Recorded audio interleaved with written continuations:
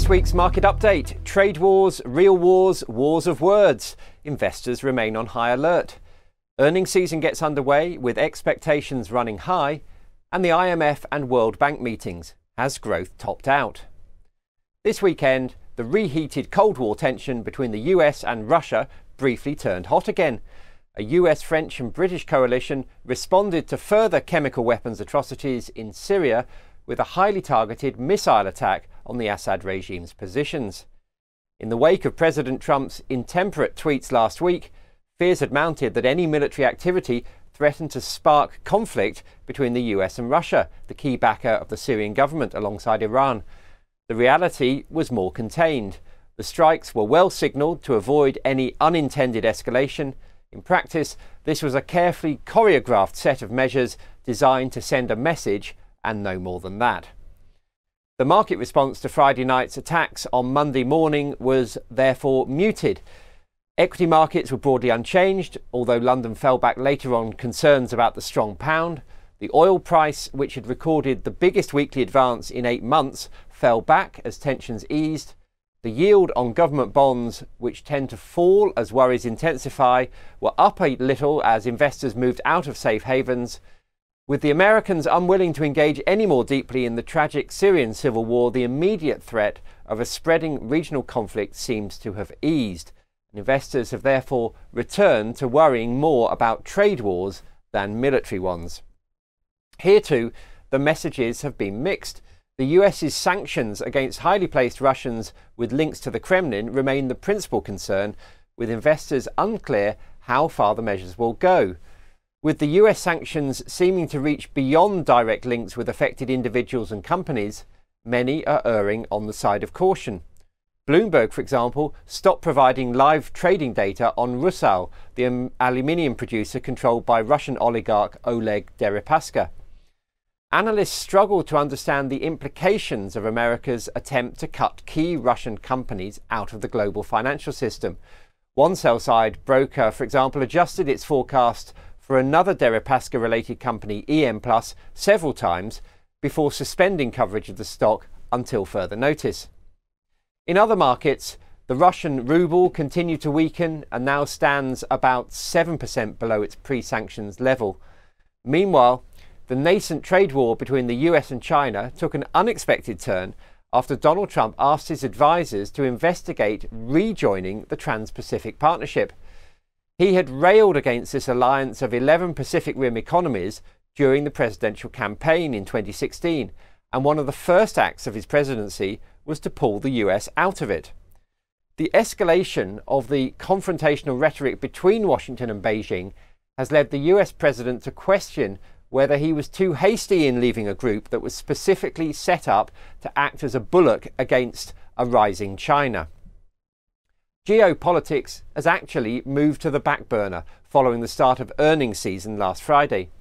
Expectations are running high that profits for the first quarter will grow strongly in the wake of the tax cuts announced shortly before Christmas.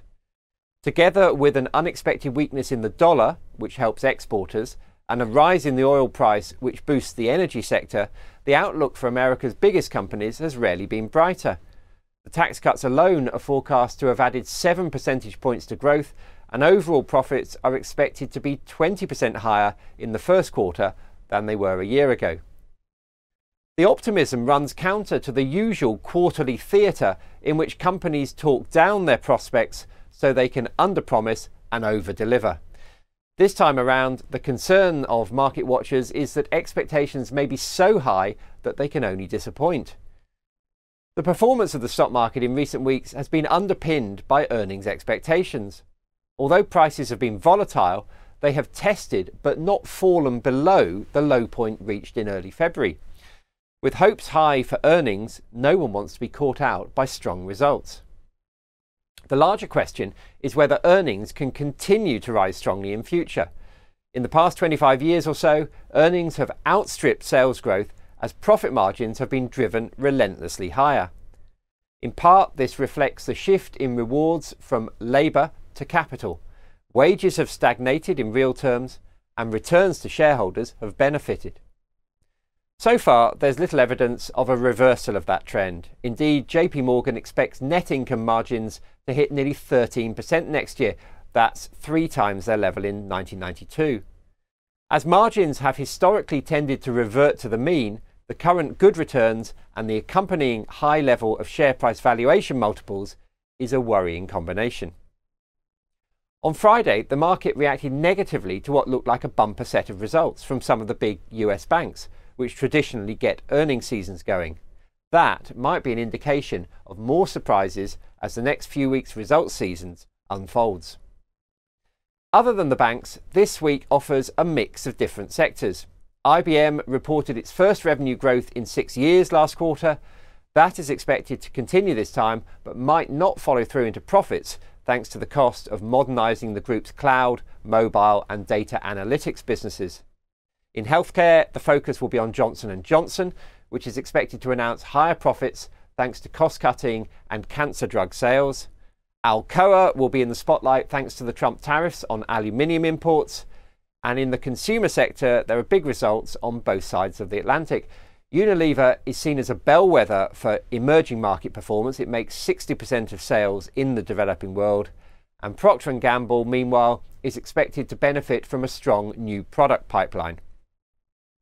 While company profits are firing on all cylinders, this week's twice-yearly IMF meeting is likely to focus on the bigger growth picture, with some fearing that the synchronised global upswing in activity may be running out of steam.